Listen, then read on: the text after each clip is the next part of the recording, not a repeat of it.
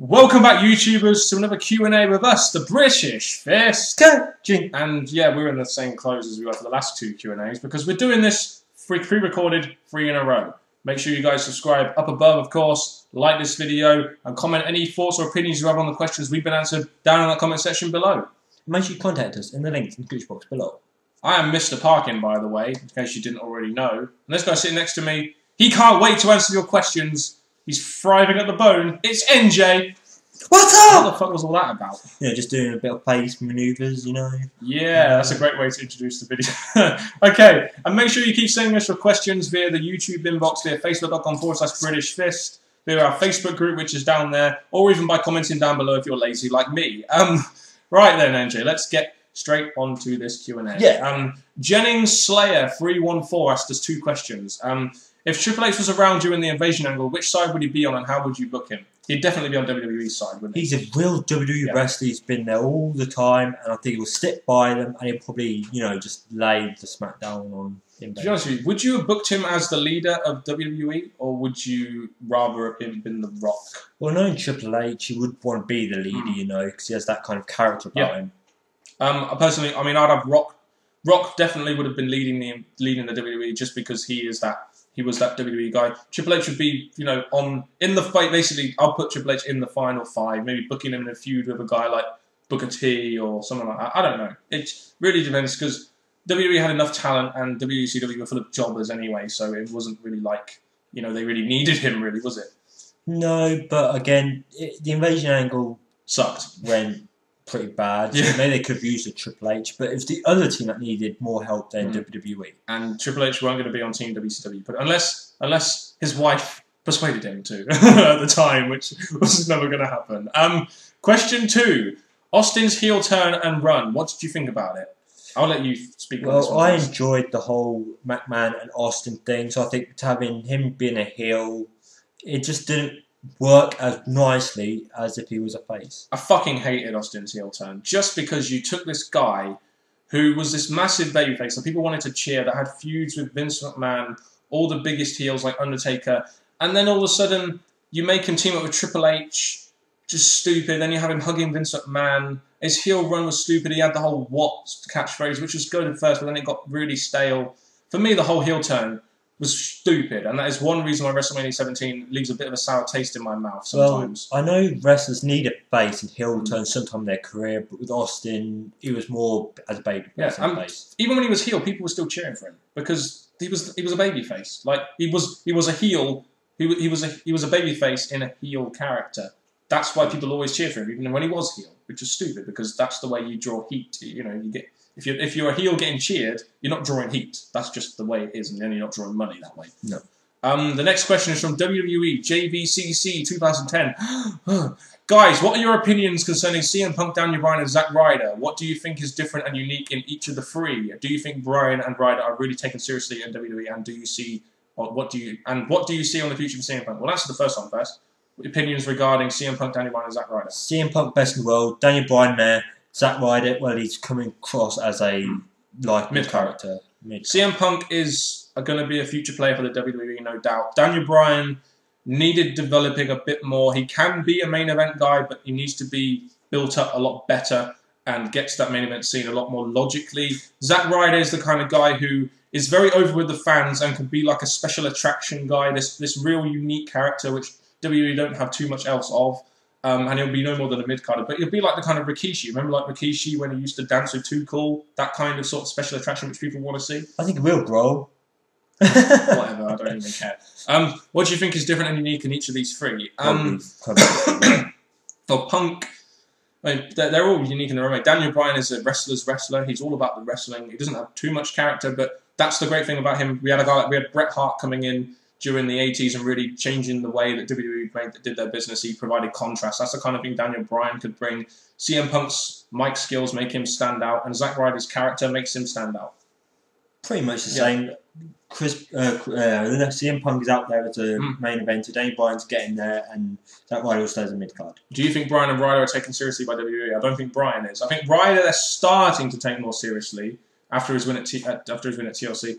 Bryan, Probably not, because you just look at the way WWE booked him ever since he won Money in the Bank, and it kind of shows you they're not really taking him that seriously at all, really, doesn't it? Pretty much, yeah, that's agree. What do you see the future for CM Punk? Future CM Punk, I think he's going to stay in the main event now. Now he's there and crowd behind him, he'll step in the main event. Exactly my thoughts. He'll definitely stay in that main event scene. For the third Q&A in a row, Mr. Trick has sent us in some questions, because he always sends us in questions. What did you think of Rhino, and why did he never become world champion? Spear! Because he was never good enough. Because he was very one-dimensional, and he was from WCW, and Vince was never going to push a guy who came from another company into his main title. He was pushed in the hardcore, which I liked about him, but he wasn't getting higher than that. No, it's just that he was a mid-carder in Vince's eyes because he was from WCW, ECW, and was never going to go any further.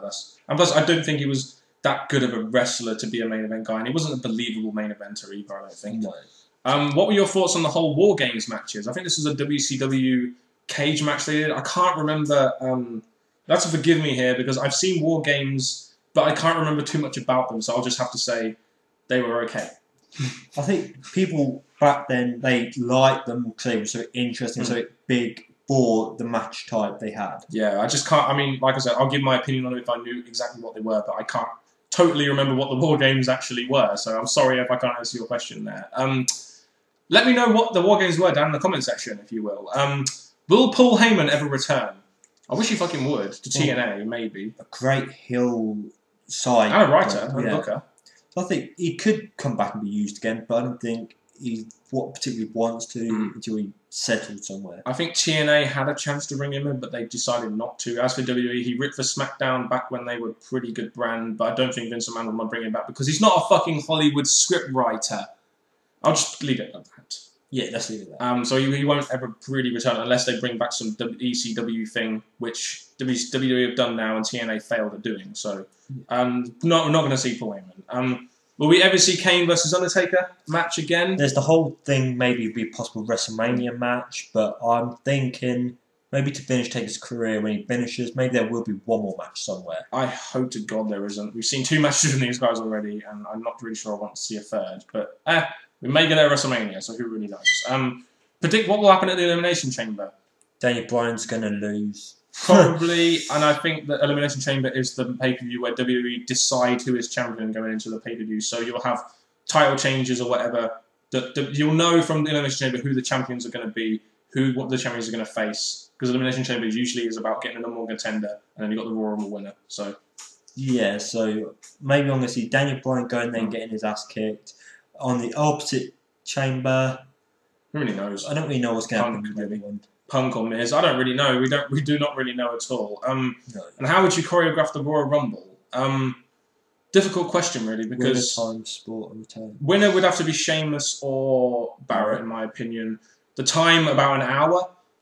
Spots you could use. I mean, as long as they don't have like Cena, Hornswoggle, just eliminate everyone like that. It needs to be someone like Brodus Clay returning and doing that, not someone like Cena. Brodus Clay would be good to bring in. Jericho again would be a nice return to the Rumble, like not return to being in the Rumble itself.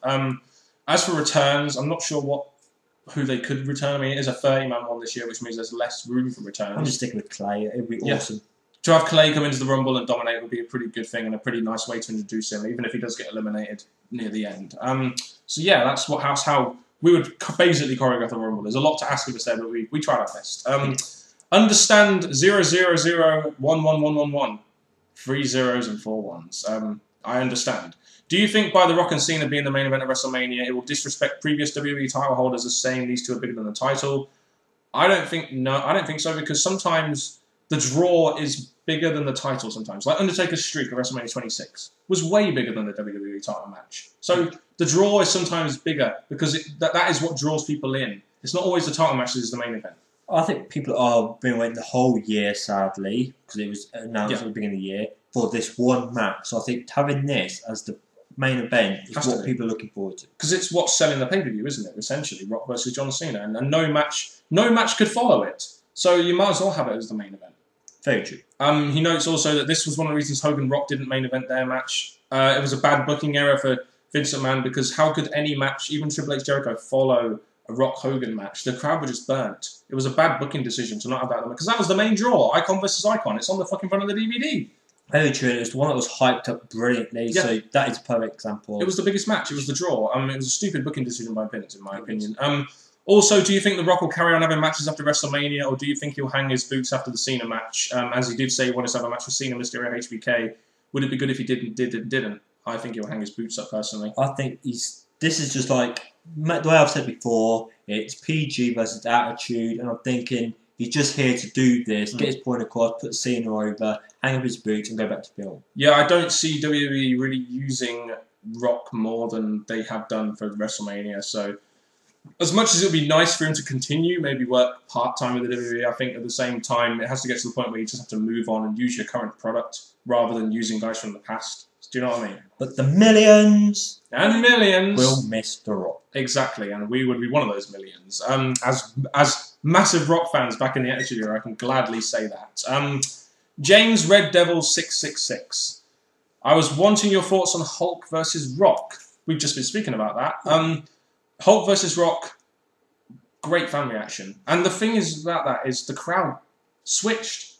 Hogan went in as the heel, Rock went in as the face, Rock came out the heel, and Hogan come out the face. Interesting. It was very interesting, and obviously it had great hype that obviously the crowd were behind wanting this match. And it was a match that people were looking forward to. So, to be honest, I think it was a great match, and it was great built up to as well. Yep, he added his thoughts here. He said, I thought it was a fun match, and it had the best crowd reaction of the night. I would have liked to have seen Hulk versus Austin. So would I. But I could see why they went The Rock, seeing how he was getting into movies and becoming a crowd over name. Hulk did in the 80s and 90s. Very similar to what Hulk Hogan did in the fact that he went into movies. I would have liked to have seen Hulk versus Austin. Biggest draw of the 80s Golden Era versus the biggest draw of the Attitude Era. I think that would have been a great WrestleMania match. They could have hyped that up, made that happen, but the way they did The Rock and Hogan, I think it was very nicely done. Just a shame it wasn't the main event, Vince. I'll just say that.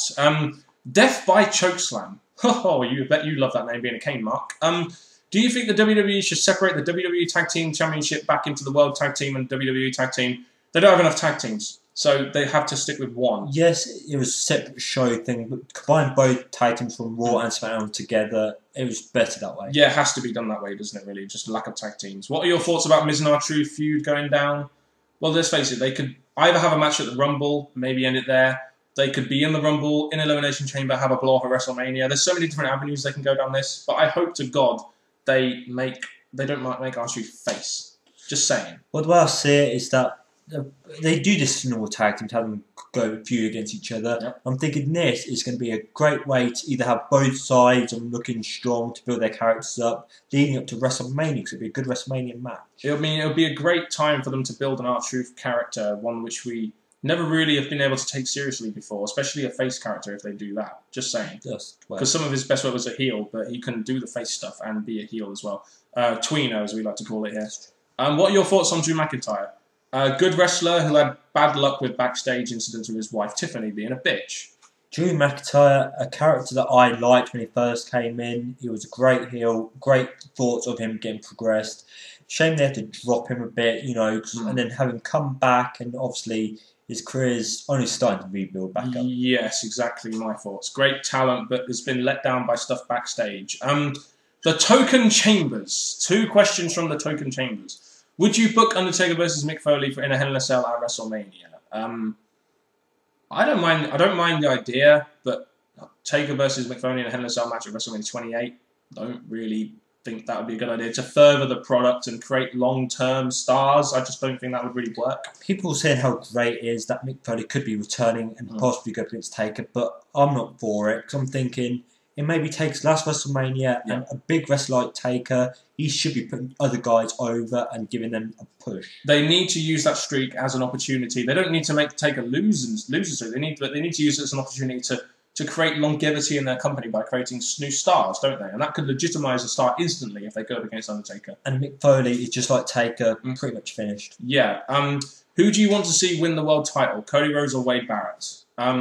Well, for me, this has to be Cody Rhodes. And for NJ, it has to be Wade Barrett. You argue your point, I'll argue mine.